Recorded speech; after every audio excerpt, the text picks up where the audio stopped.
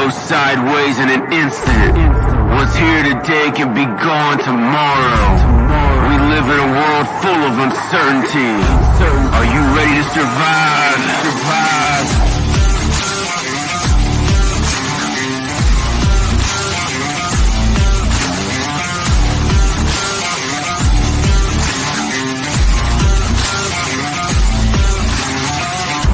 This is the Weathered Soul. Hey, how you doing? This is Bruce, aka the Weathered Soul, here on the Weathered Soul. It's no longer the Weathered Soul podcast. We scrapped that a couple of months ago. I'm back here on my own without Dougie right now, and he will be back one of these days. But I'm just proud to be here. This is the number one episode of the Weathered Soul, and I'm glad you guys are here today. And I'm telling you, we're going to be doing a whole big different flavor on this podcast. This is supposed to be a homesteading podcast, but one of the things that I wanted to explain before we go forward with this podcast and do more episodes is that I'm also political. I also have an agenda that I'm trying to meet, and that number one thing is freedom and liberty for everybody involved. And that is one of my core things that I need to do. And part of my homesteading message to you is that we should be able to live together in a society where nobody tells us what to do. Nobody gives us any rules that we have to live by. We just live by the goodness of what we share as people. And I will show you what I'm talking about. One of my favorite guys is Ron Paul. And he once said that I don't want to run your life because I don't know how to run your life. And I don't have the authority to run your life. And the Constitution doesn't permit me to run your life. And that is just one of the things that I know, and that I feel that I am one of those guys that just believes in that totally. And if you've seen me on the Weathered Soul before with me and Dougie, you know that that I'm all about that. Now, today we have a great show for you today. We'll have a little homesteading stuff for you at the end of the show, a little video and stuff that I put together that has to do with barbecuing, of all things. I have what I call a barbecue row, and I also have some stuff to talk to you guys about how to set up your barbecues and stuff like that. But that's way at the end of the show, and it's probably pretty much bonus content for you guys. But it's no secret that we've been living in a bad economy of late. The landscape of the future looks more like a mile of bad road than a smooth highway. There are so many factors that have contributed to the demise of our economy and the world's economy. It seems that weird that with the debut of this podcast, it was supposed to be about homesteading, prepping, and survival, that I would somehow be teaching you about permaculture and self-reliance and other means of preparing, but not today. The subject is so much more important that the catalyst that we, as a catalyst on how we begin and maintain some kind of personal sovereignty and freedom for what should be a part of our financial preparedness. And I want you to meet a fellow orange-pilled Bitcoiner, Shane Hazel. And Shane Hazel, how you doing? It's nice to meet you. We just met a couple minutes ago, and I want to say it's a pleasure having you on the show. How you doing today? Bruce, I'm really, tickled to death by the intro. I love the music and the vibe coming in. You got a great set there, man. It's awesome. Yeah. Thank you. Yeah, this is actually my new studio. It's dedicated to my son who passed away a couple of years ago. HAM Studios. I failed to mention that, but there's so many people to thank about how they got me here and stuff like that. I just wanted to go over a couple of things. I first heard about you back at my friend's podcast, John Odermatt and Finding Freedom, Lions of Liberty. You were on there on January 20th, 2022. The day that Joe Biden took his oath, but your mission was to set Georgia free episode, and that means that you are running for the governor of Georgia, and your story was so on target with many things that I've been speaking of and thinking of many years. I've been curious about Shane and his message. So I began to follow you on Twitter, and subsequently I was asking, as a totally newbie and uneducated, questions about Bitcoin.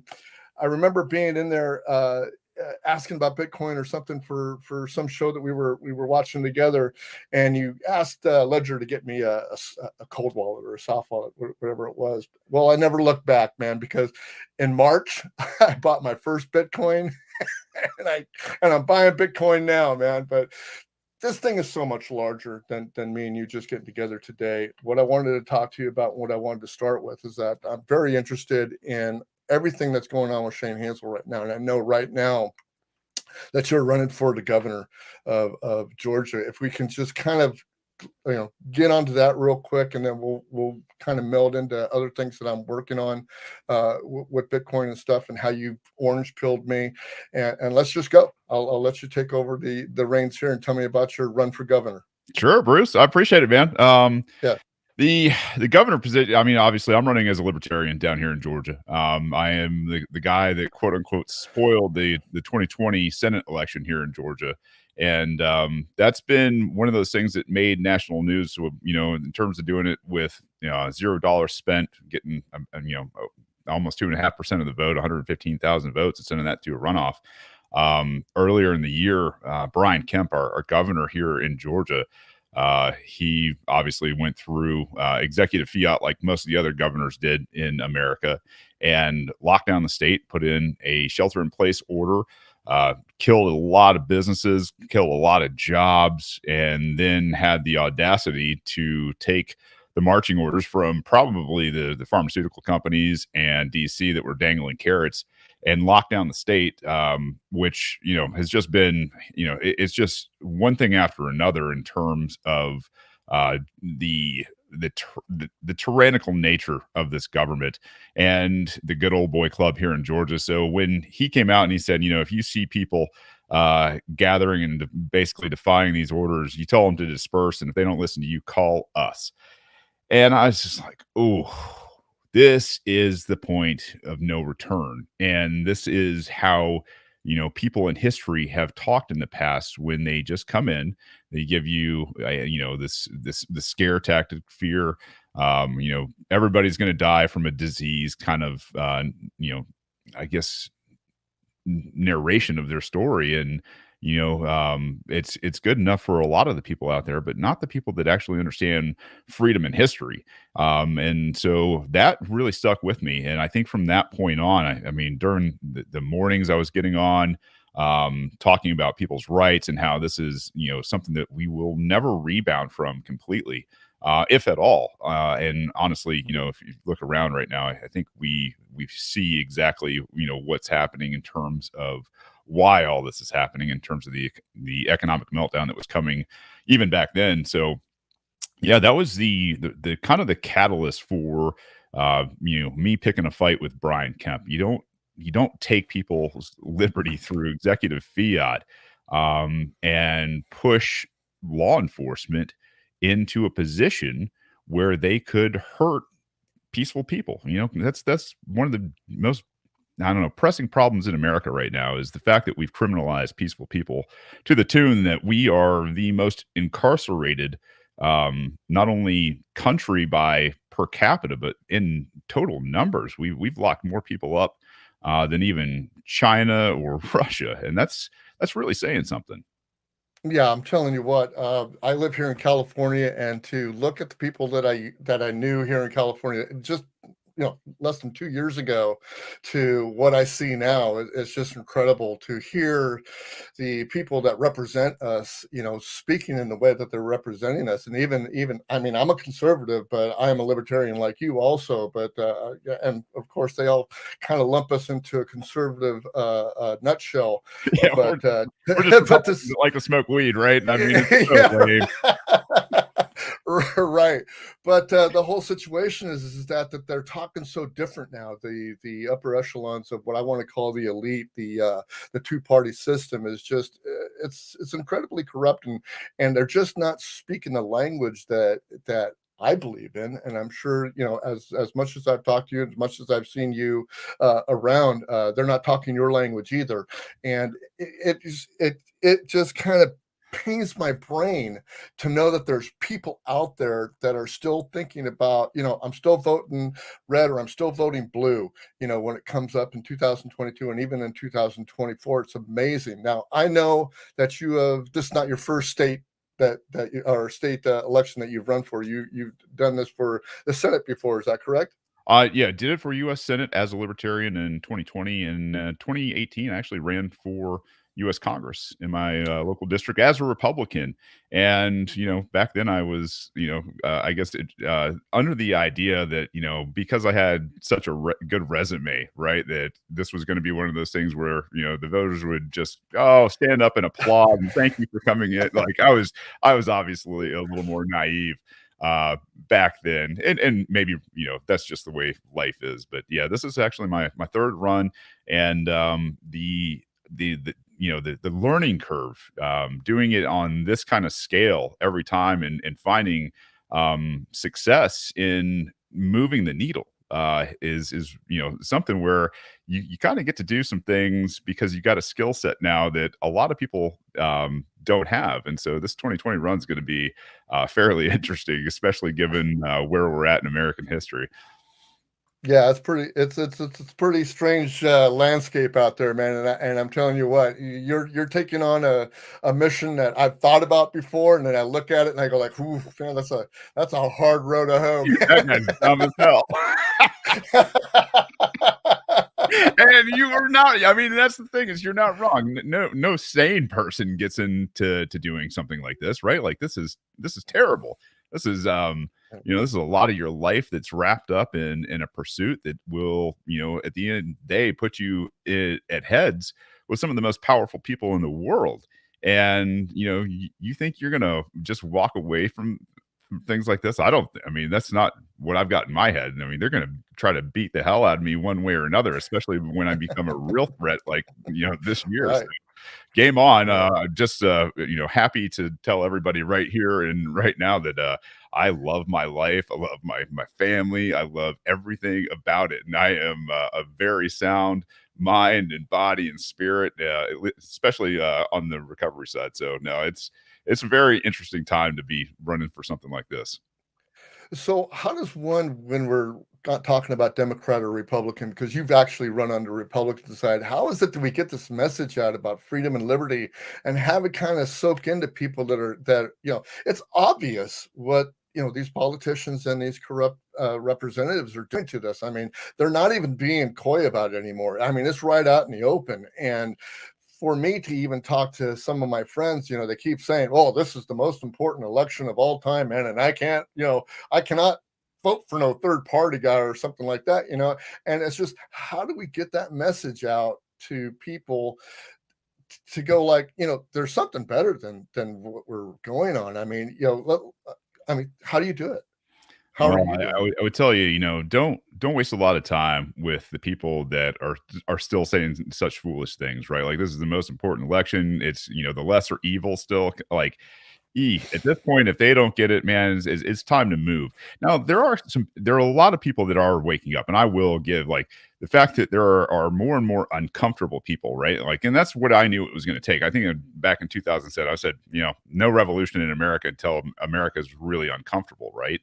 And now people are getting uncomfortable. People are getting to that point where dollars in their entire savings, a lifetime of savings is going to be gone. What they're going to get from Social Security, Medicare, Medicaid, all that kind of stuff, peanuts compared to inflation.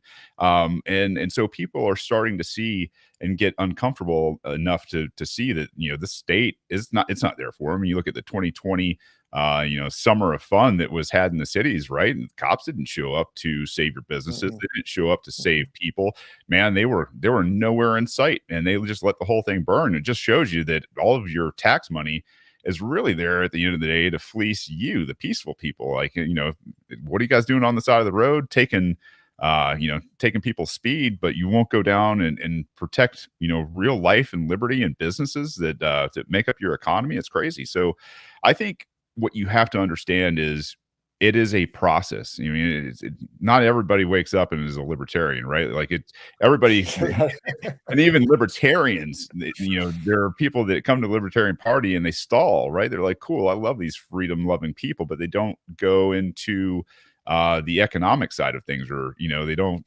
question, let's say, the Federalists and kind of find Lysander Spooner and the anti-federalists. They don't do that kind of stuff. So it's a matter of time. And if you can plant seeds and be nice and understanding, and maybe just give them an out, because nobody likes to be a fool, right? And so all these years, especially depending on age, the older you are, the bigger the fool it looks like you have been your entire life for a system that hates you, right? Like, who's going to be like, oh yeah, man, that's me, right? That's a tough call. So what I've found is super effective is kind of what woke me out of my slumber, and that is introducing people to the idea that they were taken by the state when they were 5 years old. Government absolutely. indoctrination systems. And when you start to use real language like that, right, is like government indoctrination youth camps. And people were kind of like, whoa, man, that's impressive, but it's factual. You start to give them that out and maybe introduce them to guys like John Taylor Gatto. You could introduce them to the author of the Tuttle Twins. I'm trying to remember. Boy, off the top of my head, I should know this. Connor Boyack. Shame on me. And that crowd that really understands what the American education system was meant to be in the first place, and where it came from, and the history of it, and how it's accomplished its mission in spades.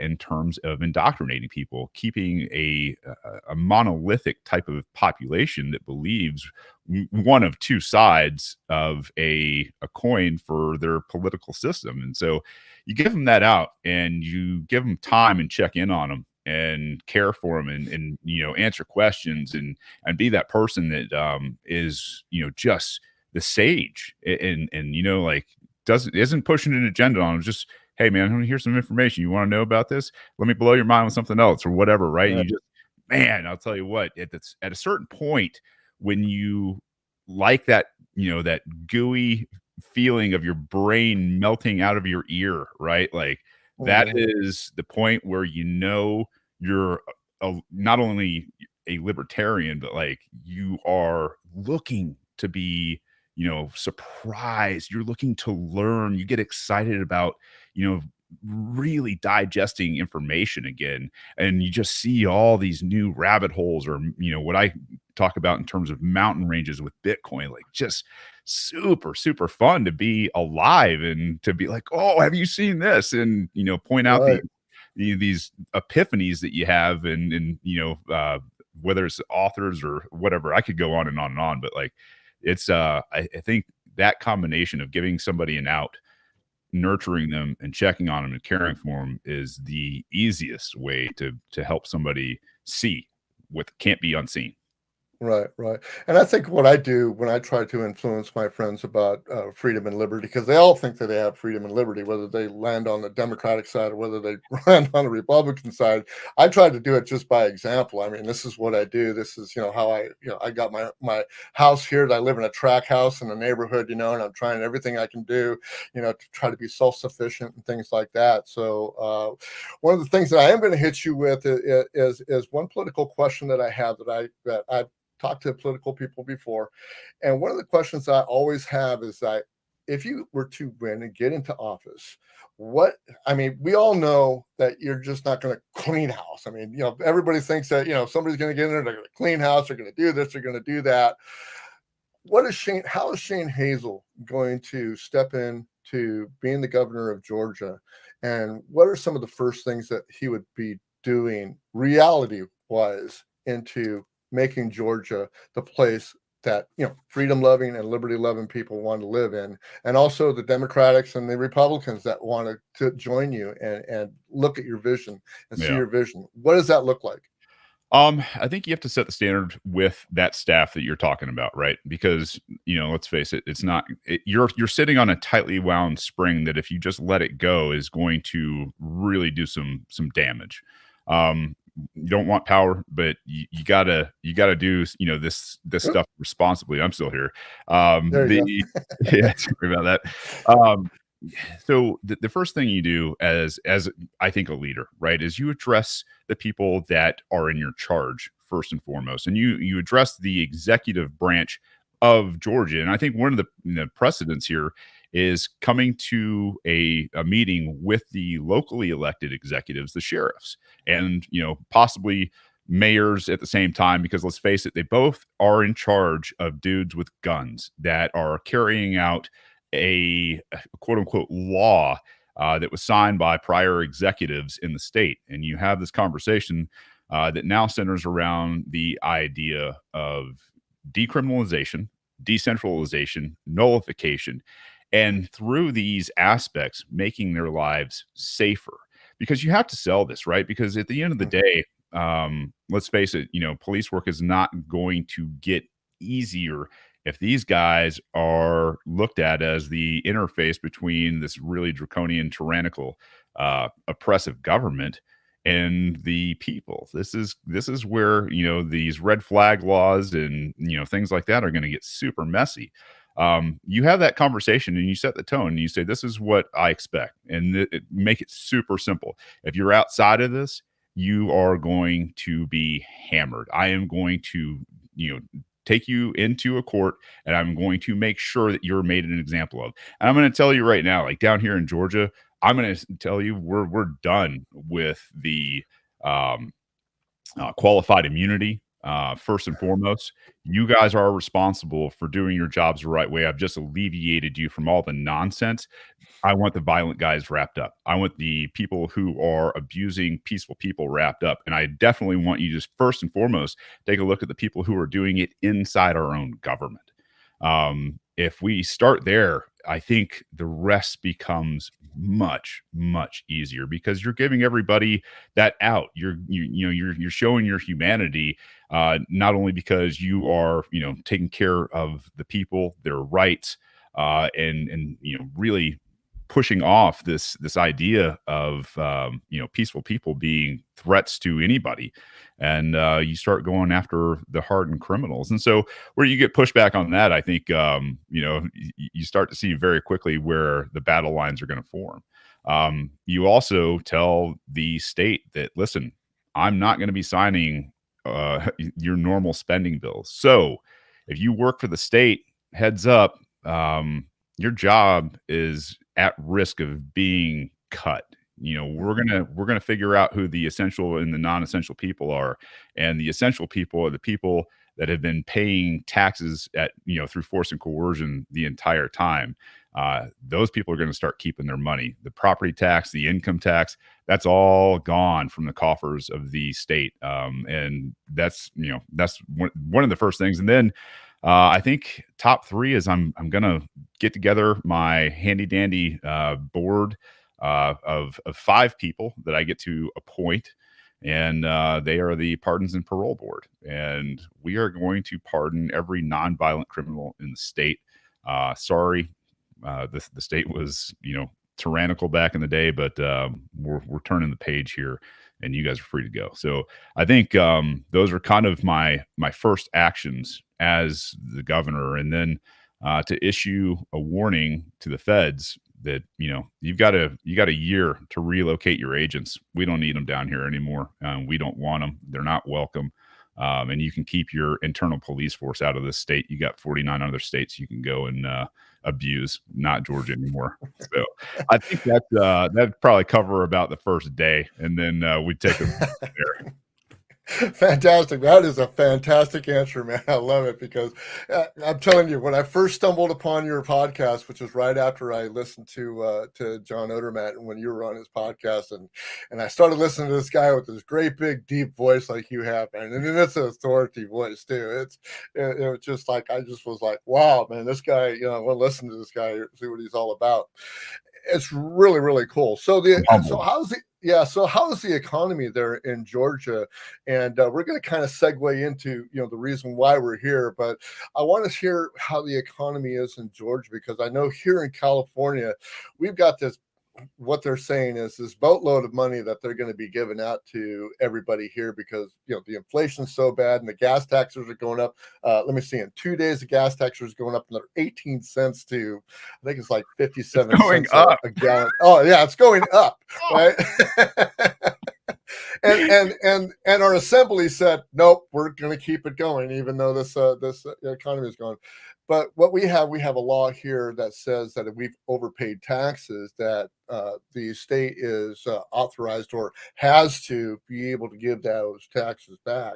So Governor Newsom and all his goodness, with cousin or his Aunt Nancy, is going to give us a stipend of our stuff back. And of course, if you make too much money, then you're not going to get anything, and that's just the way things go. So we're just going to give all the money back away. That's fine. It's not supposed to impact anything, but we already know what impacting money into the economy does. So how does that affect, or do you have that same kind of thing going on in Georgia? And how's the economy of Georgia going on, and what are you going to be doing with the economy of Georgia? Yeah, the economy in Georgia, there are a lot of other places that are getting hit, I guess more severely right now than Georgia is. When it's hard for me not to kind of devolve into, like the monetary theory at first. I want to, first and foremost, like people are losing their jobs. I know we are doing better than a lot of quote unquote the rest of the Americans that are out there in terms of joblessness. But, then again, when you look at numbers and who's reporting numbers, those numbers are nonsense. If they'll report that inflation is 8% when it's probably closer to 30, like these guys are murderers, liars, and thieves, man. And it's just commonly understood that this is all propaganda now. So if we've got a 4% or 3.5% unemployment rate down here in Georgia, might be a little bit better than some of the country, but I will tell you, times are tough. And whenever you've got energy spikes in terms of cost because they've printed way too much damn money, what you're going to have is just everything else flow down. And it's getting the food, it's getting your clothing, it's getting the energy for your house, it's getting the energy to run your vehicle, it's changing possibly the tires on your vehicle, or whatever. And you start to see the economy. And I made this observation the other day is like when things are moving and things seemed good, and like at least they were taking care of the roads back in the day, and you had roads that weren't crushing your car suspension and tires and all that.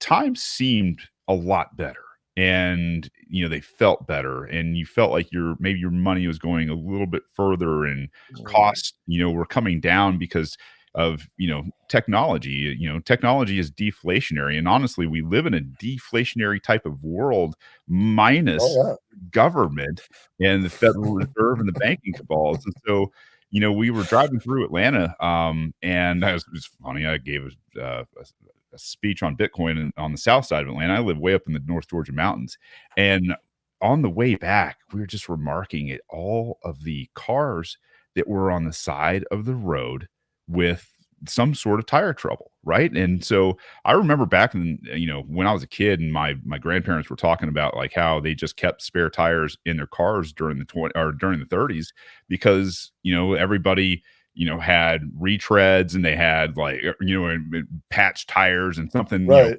basically that they would reuse because times were tough. And you start to see that, and you're like, oh, maybe times are tough. Maybe people are putting things on. And that's why I said, putting tires, new tires on a car, like putting new tires on a car is real important for you and your family and the people that you're driving around. And if people can't, put new tires on their car and the roads suck, you've got a prime example, at least, an illustration of what's happening. And I got to tell you, from, seeing that, it sunk my heart a little bit. It's just one of those things where, a lot of times the people on the side of the road, they're people with less money because, those are the people that are deciding between food and making their car safe or doing an oil change, or something like that. And I grew up as that kid, right? And so it's like, man,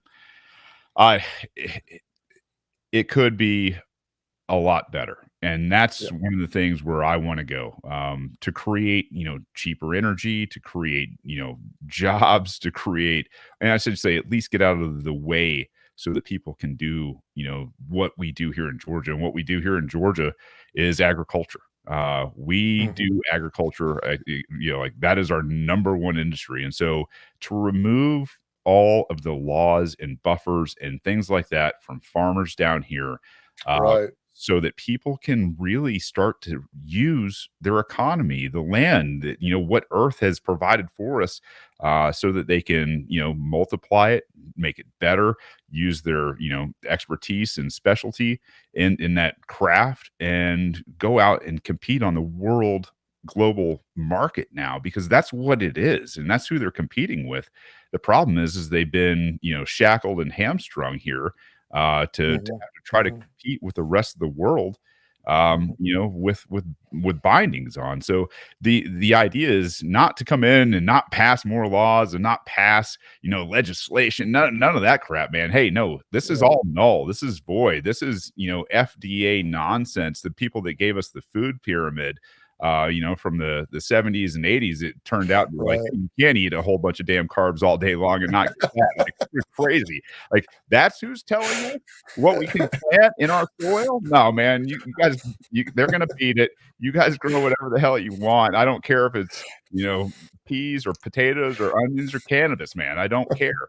We're gonna get out of your way. I'm gonna make sure people stay out of your life, and you guys go crush it on the world stage. And what that could bring about, just, if I was a dictator and I said, go out there and plant tons of cannabis. The cool thing about Georgia is we can grow 2 bumper crops of cannabis a year down here that would fuel every diesel engine on Earth, and still Absolutely. energy left over. And that's saying something.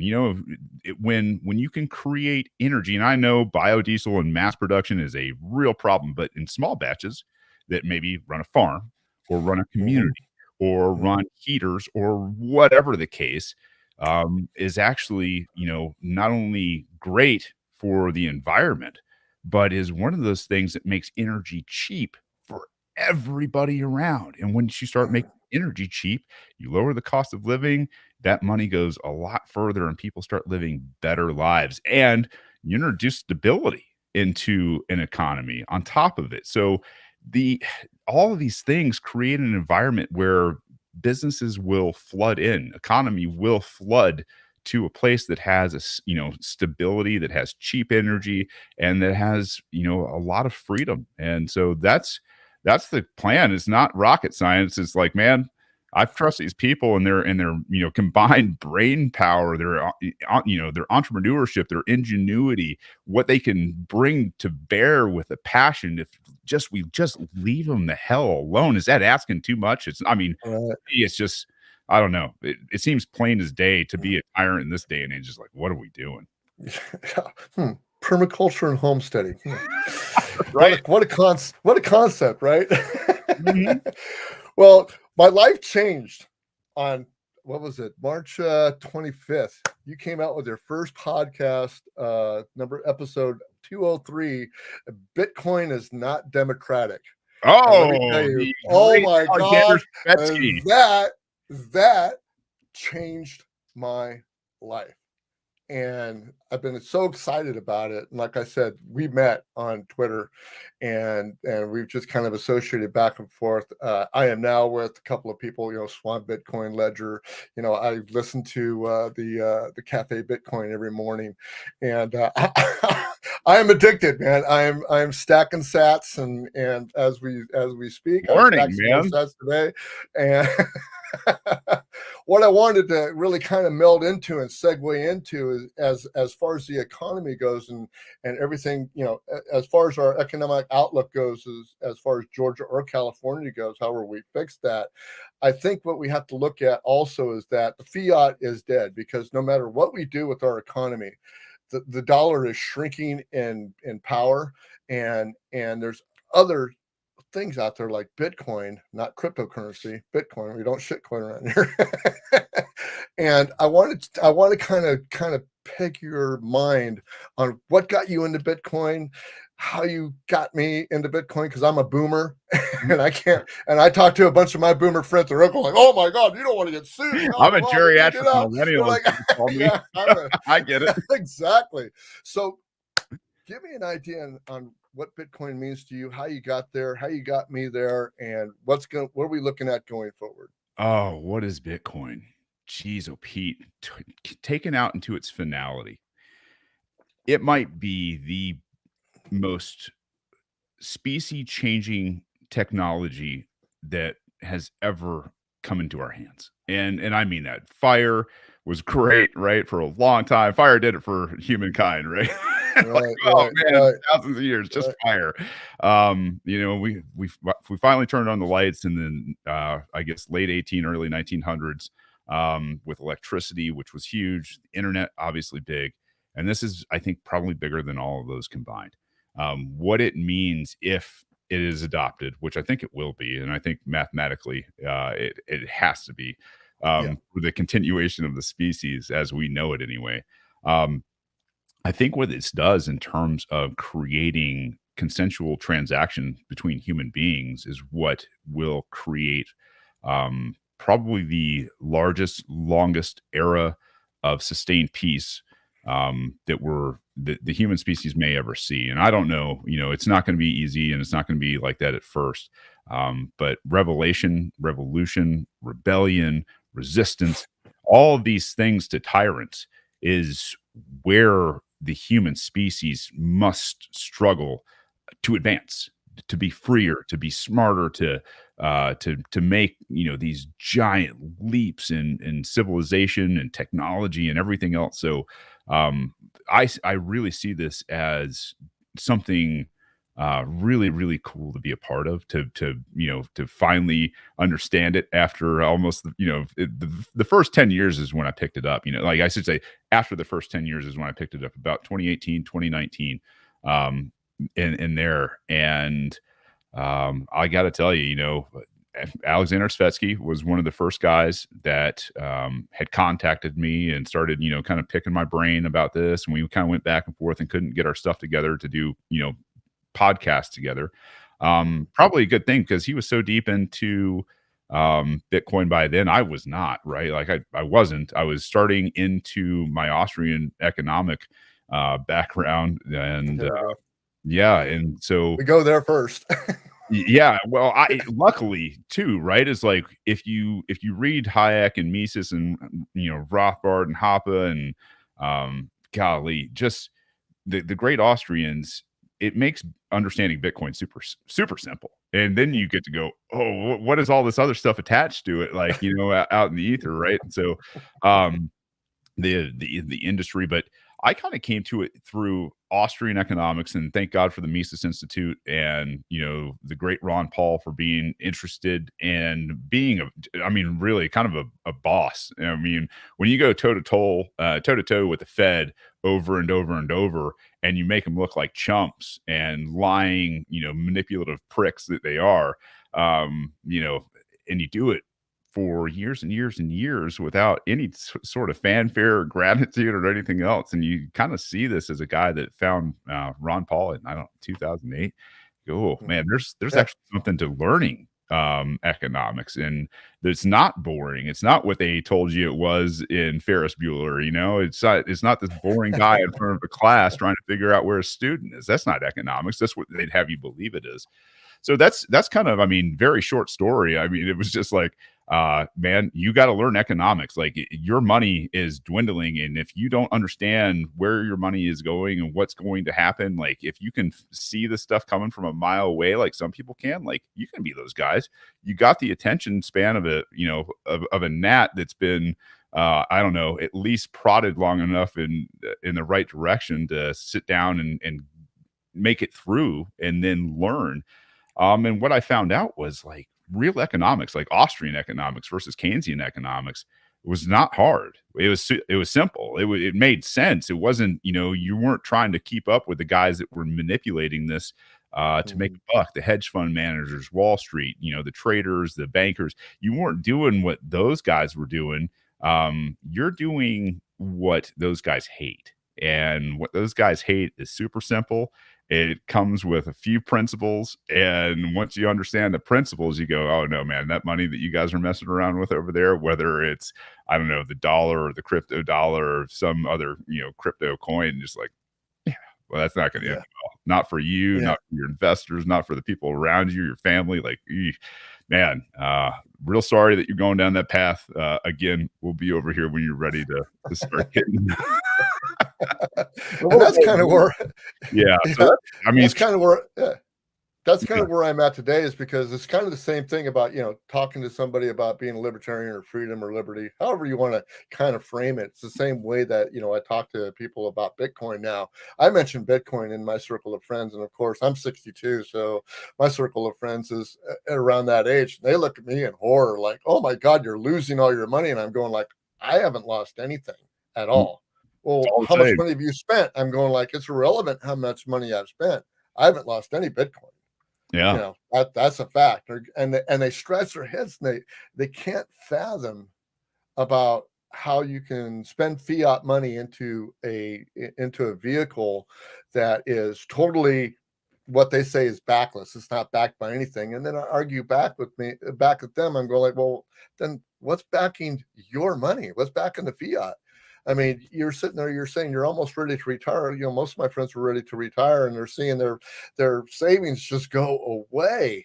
And I'm just going like, how can you guys do that? So that's the kind of the dilemma that I'm in with the boomers. And like I said, your podcast that you did, the 3 or 4, was it 5? I think it was 5 episodes. It was 5 episodes. Yeah, it was a commitment. Doing it. I'll tell you what, doing it in a different style. I'm actually working with Alex now on the Bitcoin Times to narrate that for him. And to your point, though, this idea, and it's one of my favorite things, and obviously I don't take credit for this. This is something that I've learned from this community, is that Bitcoin doesn't need backing. Your crappy fiat money is what needs backing because it's worthless. And people are like, well, tell me, like, why is that? And you talk about the code, and you obviously understand that, when you have a transaction, it's your code, somebody else's code, and the link, right? And once that happens and it goes into the blockchain, that thing happened, and like now it's distributed among everybody. Now I've got a distributed public ledger that is out there, completely opposite to the Federal Reserve.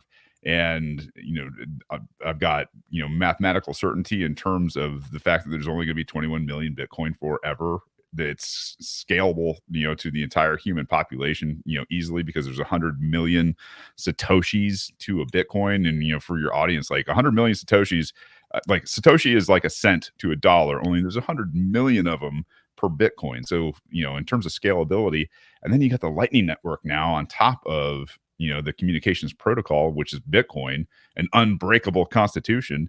And you are now looking at doing remittance from whatever denomination or species of money you want to do it in around the planet, anywhere, in seconds, with no middleman, no foreign lender, no check house, no third party, that can get in the way of that transaction. And when you start to begin to understand, like, man, that is the hardest damn money on earth. Holy cow, by all means, like, in understanding Austrian principles of what hard money is, and Karl Menger, man, you start to see it and you're like, man, I can't unsee this kind of stuff. I'm gonna have to tell other people, and like, I'm gonna have to keep going down these rabbit holes to figure it out. It's the coolest thing in the world to be able to be that person, and to leave the people that don't want to come, just like the Republicans and the Democrats that don't want to come into the future, and be like, cool, man, you don't want to keep up that brain plasticity, you don't want to learn anymore, you're not excited, you don't see hope in the world. Like, that's what I've got here for you. It's like, I can't give it to you, I can't put it in your brain, I don't want to force it on you, but at the end of the day, we're going to go over here and do these things, and eventually maybe you'll figure it out. I don't know. Maybe this is one of those events in human history and the species where some people don't figure it out, and I don't know, they go extinct. Their bloodlines run out. I have no idea. But yeah, it's going to be a wild ride as the dollar collapses. Right. And you're going to be one of those people that's going to have Bitcoin and a lot more than a lot of people. And you might be that person in your community that gets to go, hey, listen, I got some money for you, right? Like, I got way, way, way too much money for the rest of my lifetime. but I got enough money to help get this community going. And, once Bitcoin is valued at, probably $2 million a coin or something like that. Right. Um, now you got the ability to start influencing, your local community, and you can start. I pay in Bitcoin. And hey, Sheriff, I got your salary right here. I got the salary of, a couple of deputies for you. You guys, hey, if you want to get paid by me, this is what you're not going to do. This is what you get to do. And if that's cool with you, then we have a contract and I'll pay you some Bitcoin. And that's how the future is going to start. Like that's what I see is like, this is probably going to happen at some point. And to have those conversations now with maybe some of those people that are running your county, in terms of the executive, what a heck of a foresight conversation to have with somebody in power to be like, hey man, I'm probably going to be paying your salary at some point. Why don't we start talking about your policies now? Right. Yeah. One of the things that I really think about right now is that, I've gone through, let's see, I got in March, which I probably bought my first Bitcoin at 38 or something like that. And now it's down to 20, whatever. 20. Yeah. Really doesn't matter what it is. To me, it's a buying. I've always been that buy the dip kind of guy. But I'm looking at this thing and I keep listening to Cafe Bitcoin. I go there every day and listen to Alex and those guys, and they're really, really, really smart guys. I respect everything that they say. Take everything with a grain of salt. So of course I always get off and start doing my own research and stuff. And what I've learned is that even though that I'm buying Bitcoin and I'm stacking sats and holding, I'm also spending, because I did my first transaction with Jack Spirko yesterday. I sent him a $5 tip on the what was it, Wallace of Satoshi. I was like, oh shit, this stuff works. Yeah. And it was like, but I'm looking at the future and I'm going like, okay, so I'm probably going to outlive these Satoshis that I bought already. So, because I don't own a full Bitcoin yet, but I'm on my way to do it. But I'm looking at this thing in a cycle where, I'm 65. Yeah, maybe I see the adoption of Bitcoin and we start doing that Bitcoin economy, but perhaps maybe I don't. What I'm leaving as a legacy to my heirs is something that they're going to be able to go by and look and see and go like, yeah, they had the right idea. And I think that's the essence of what we're looking at right now, as far as people that are holding and buying. I'm wishing that like tomorrow, we would adopt Bitcoin and that's the way it would go. But there's a lot of hard heads out there and a lot of people on Wall Street that are really nervous right now. And I just want to see, what is your look on Bitcoin, the future of it, to your family, your kids, your heirs, stuff like that? Yeah. I think they're going to be using it sooner than later. And I don't know if that's optimistic or just kind of a sign of the times, but it's like that, old quote, in terms of how did you go broke? And it was kind of gradually and then all of a sudden, right? And that's just kind of the name of the game with this economy right now, is like the contractions in this economy are getting worse and worse and worse and worse, because they have to spend more money faster in a Keynesian economy, or it either slows down or crashes, or you go into a place when the Fed doesn't have any more tricks up its sleeve, into complete bedlam when you're the reserve currency of the world. And that's honestly what we face. You talk about homesteading. I'm a homesteader, and when you see this stuff coming, years and years and years away, you start to make preparations, and that's exactly why I'm where I'm at, is because maybe instead of investing in tons of other things, it was like, hey, you need to save your money. You need to get to a position in life to where you cannot be anywhere near an urban center, and start looking at places that have, these geographical overlaps in terms of types of data. So whether it's the frost line, the amount of water, what nature will bear for you in terms of just natural wildlife and in growing seasons. And I found this perfect little place not far from where I grew up, and so to have the foresight to see that and then understand what Bitcoin is, for not only, my kids, but, as generational wealth, as deflationary money. I think it's Mhm. amazing. I think it's going to be really cool for my kids to tell these stories about how Bitcoin was coming along during this gigantic world depression that hit, right? Because that's what's hitting, is this Yeah. giant world depression. Um, they're these Appalachian kids up in the mountains that now have, chickens, and they're doing all sorts of growing in terms of like the God, I'm trying to hugelculture that we're doing out in the Mhm. side yard here, and scrapping a life together to be mostly off the grid in 2022 when technology is hitting its peak. And to have that education with them as they're homeschooled, to talk about economics, to talk about Bitcoin, to help them see what we talk about in terms of patience and low time preference for Bitcoin. And hey man, you want to spend your money on the silly little toys, or do you want to possibly put that money into your cold wallet? And today, by the way, for $1 you can buy, I don't know what it is. It's like, I don't know, 4 or 5. 3,000, 4,000. Yeah, 4 or Yeah. 5,000 sats for $1. I said, "Hey, man, Right. what if that translates to that type of spending in your future?" He's like, "Oh, here's $100," right? Like, and, for a kid to take $100 and make that low time preference decision Mhm. to put off gratification as a 8, 9, 10-year old, for his own future, to be educated in Austrian, economics at an early age. Man, I don't know. I know I'm raising kids that are gonna have a tough time in this world for a while, but I'm hoping, at some point that they realize the foresight and the amount of hard, just brutal work that went into hopefully giving them a much freer life, to a freer economy, a freer, more in balance type of life with not only their fellow man, but nature in general, to be like, hey man, independence is a verb, right? Like, it's not, what we're going to celebrate over this weekend.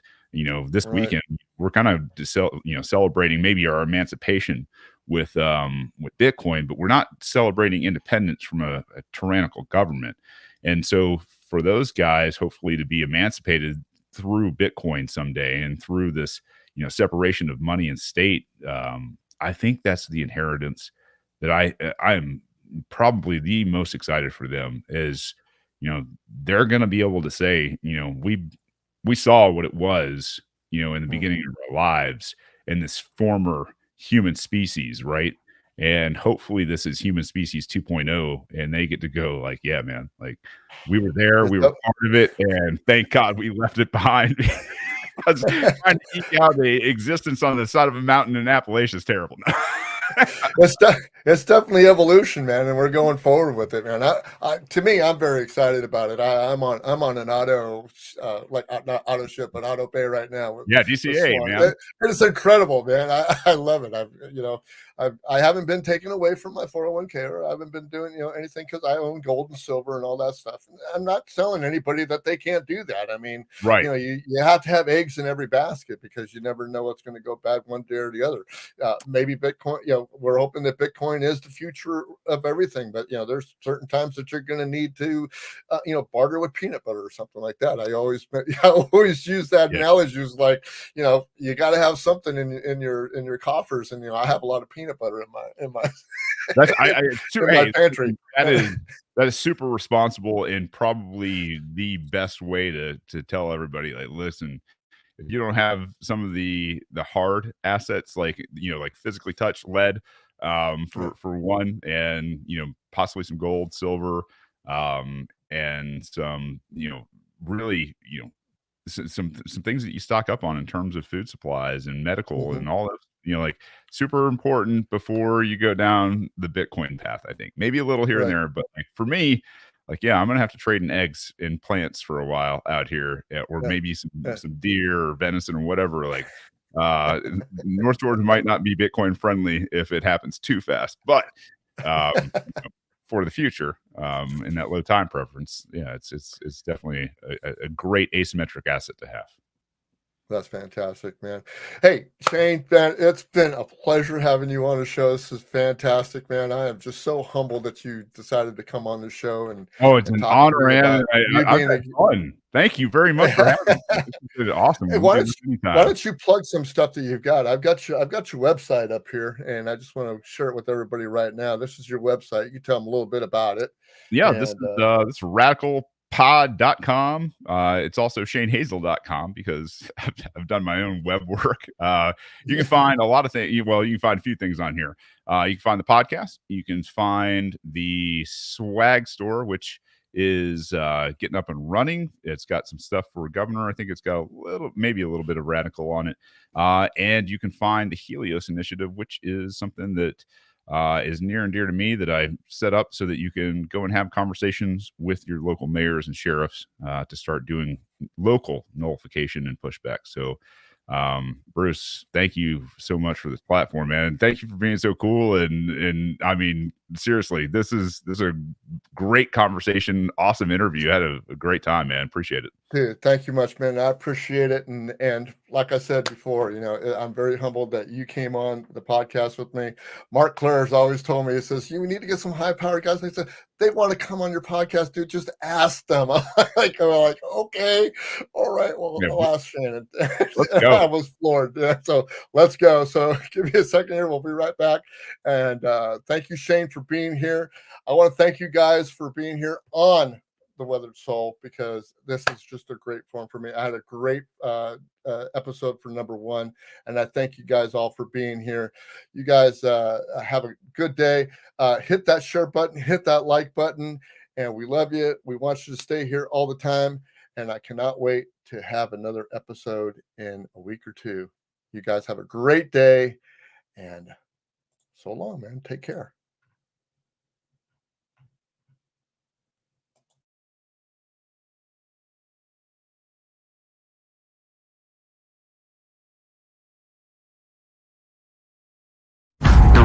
Today can go sideways in an instant. What's here today can be gone tomorrow. We live in a world full of uncertainty. Are you ready to survive?